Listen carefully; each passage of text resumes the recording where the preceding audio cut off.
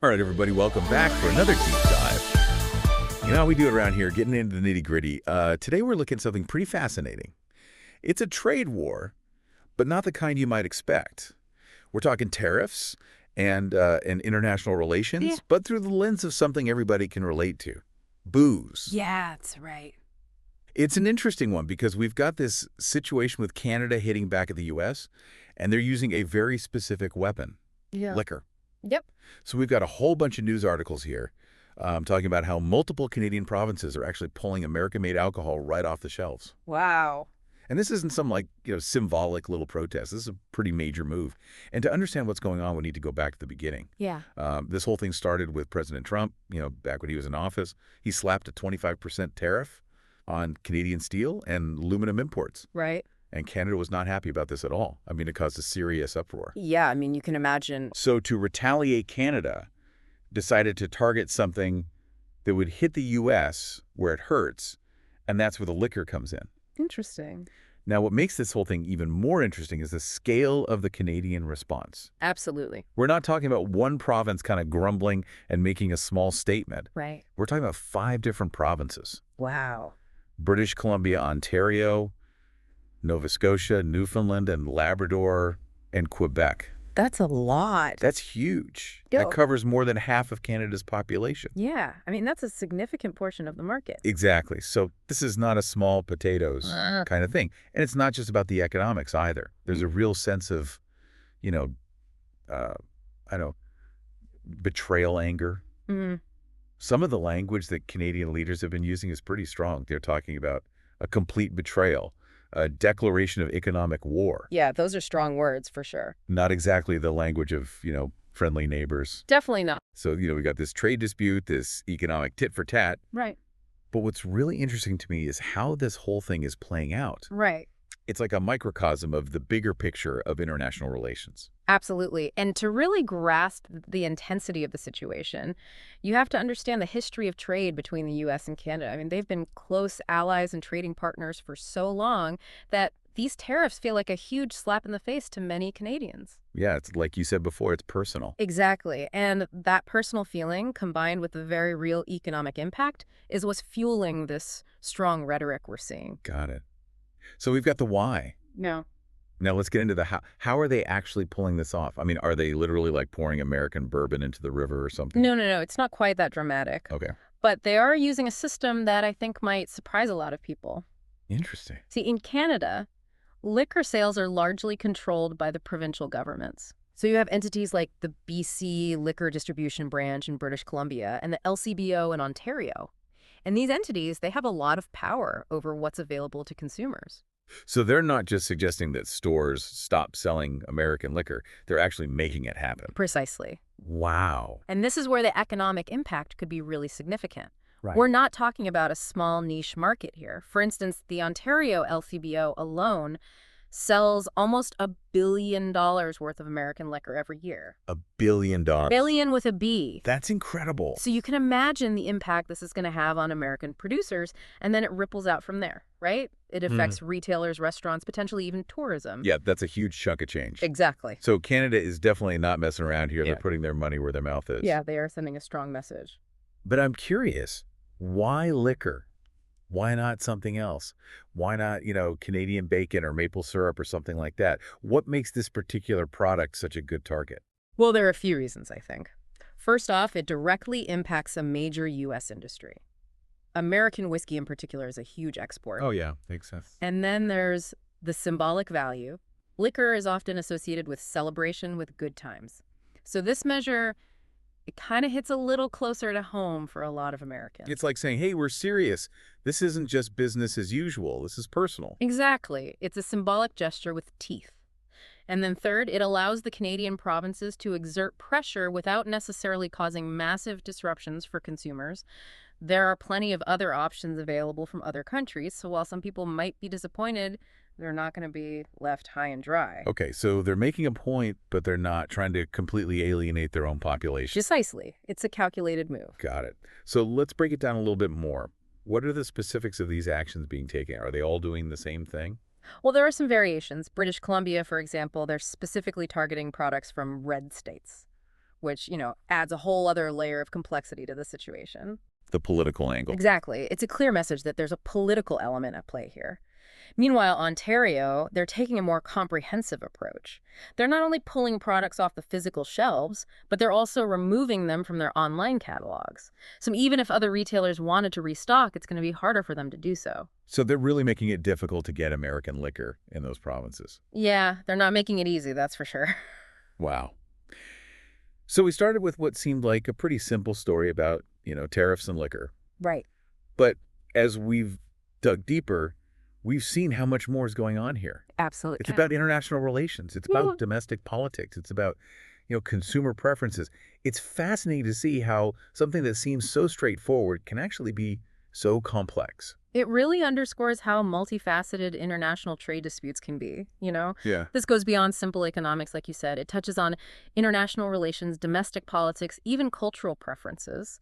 And, as we wrap up this deep dive, it makes you wonder, could this type of targeted action, hitting a specific industry for maximum symbolic and strategic impact, could this become more common in the future? That's a great question. What do you think? Is this a sign of things to come in international trade wars? It's certainly possible. I mean, this situation with Canada and the U.S., it could be a case study for other countries looking for ways to make their point without resorting to all-out economic warfare. Yeah. They want to apply pressure, but they don't necessarily want to destroy the entire relationship. Right. So yeah, it's definitely something worth keeping an eye on. It'll be interesting to see how this all plays out in the long run. Absolutely. Well, folks, that's another deep dive in the books. Thanks for joining us. And until next time, keep thinking critically and stay curious. Cheers to that.